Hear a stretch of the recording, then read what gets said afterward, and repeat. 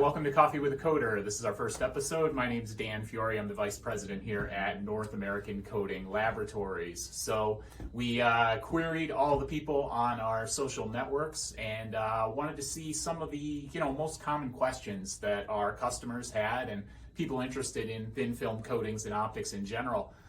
We picked 5 questions, and so I'll just kind of go through those and off the cuff answer them. And if there is any follow-up, anything like that, all of our social channels we're responsive on. So please feel free to shoot us a message on LinkedIn, Instagram, Facebook, Twitter. However you get your social information, that's how you can get to us. So I'll start with our first question. Alrighty. And our first freshly brewed question is isopropyl alcohol safe for thin film coated surfaces, safe for cleaning? Isopropyl alcohol is safe in most instances. We never recommend using the reagent grade without any dilution. Typically what we like to say is take 99.9% pure reagent grade isopropyl alcohol and water it down heavily with warm water that is basically filtered and very, very clean. Usually 3 parts clean water to 1 part isopropyl. Then you'll want to use a lint-free, clean room compliant tissue and lightly clean your optics with this diluted solution. That usually yields the best results. Obviously, you always want to tread lightly and be delicate with your optics and make sure you heavily dilute the isopropyl alcohol. But we do find that the isopropyls, at least aggressive fingerprints, dust, that sort of thing that you would find kind of trapped on top of an optically coated surface. So that was our first general question. Let me dig back in and see what our next fresh brewed question is. How do I get rid of fingerprint smudges? So lots of fingerprint talk and smudge and clean talk, but fingerprint smudges, again, we probably want to go along the same lines. Again, heavily diluted reagent grade isopropyl alcohol, a clean room compliant lint-free cloth, and then gently wipe the surface. It's also recommended that you wet the optical surface as well to reduce friction. Typically what will happen is if you take a perfectly clean dry rag and a perfectly clean dry optic and rub them together, that's bad times. So make sure you wet your rag lightly with the solution of isopropyl alcohol, and then you can also wet your optic with clean filtered water, or again that solution of isopropyl alcohol, and then gently wipe away and the fingerprint should come off. Okay.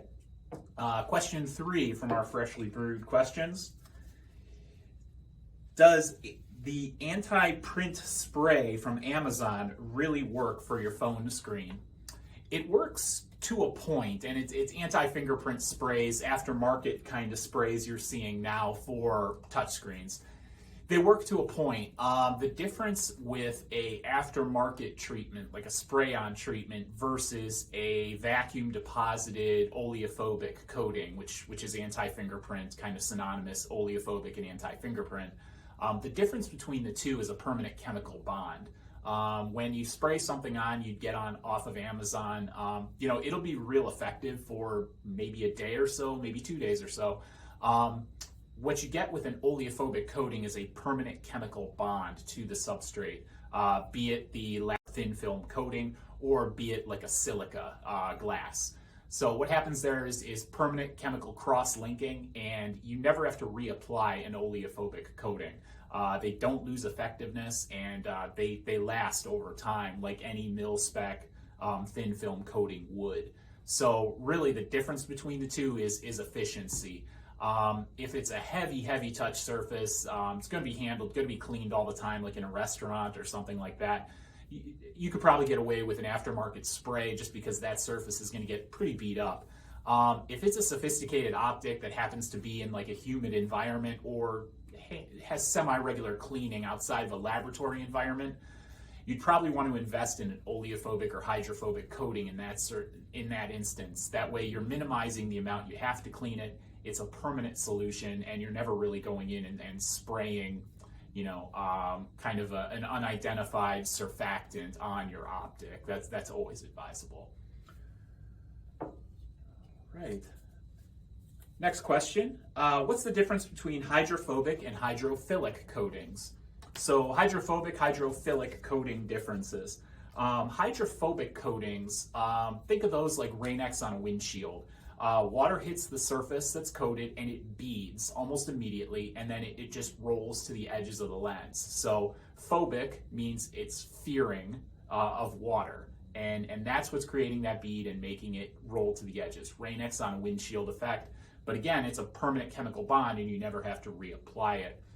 Hydrophilic coatings, also known as anti-fog coatings, essentially make water sheet or disperse by almost sucking the water to the coating itself. They're water-loving coatings. Philic means loving of the water.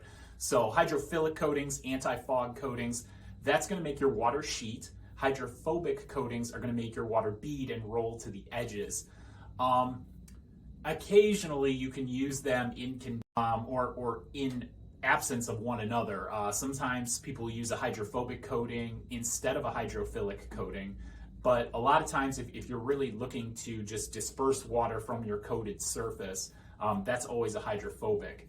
Now, when a hydrophobic won't work for the case of an anti-fog coating, that's when you're going in and out of a warm environment into a cold environment, like a meat locker, into like anything like that, where your glasses or your visor might fog up. A hydrophobic coating in that case, it'll make it easier to clean water off your glasses or your visor, but it's not going to make the fog go away.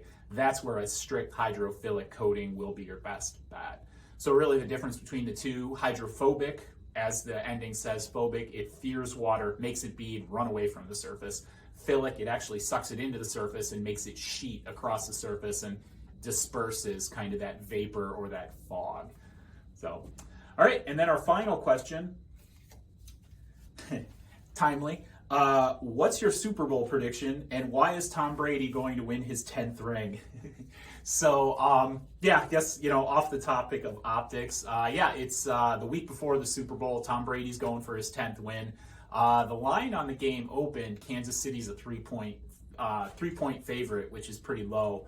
I definitely would say the Chiefs are kind of the favorite going in. I can totally understand why. They've won, I think 24 of their last 25 games. If football's not really your thing, there are always a lot of fun proposition bets on the game. You can bet on things like how long will the national anthem last. Things like what color Gatorade will be dumped on the winning head coach. Who will win the coin flip. So if you're not really into football, those are all fun things to bet on. But, if I had to bet, and if I were a betting person, I'd probably bet on the Kansas City Chiefs. So that's really all we have today for Coffee with Your Coder, our first episode. I appreciate you tuning in. And hit us up with your questions. We want to make a regular thing of this, at least monthly. Just make sure we're getting FaceTime and answering all your frequently asked questions for the coding world. Thanks again. Have a good day.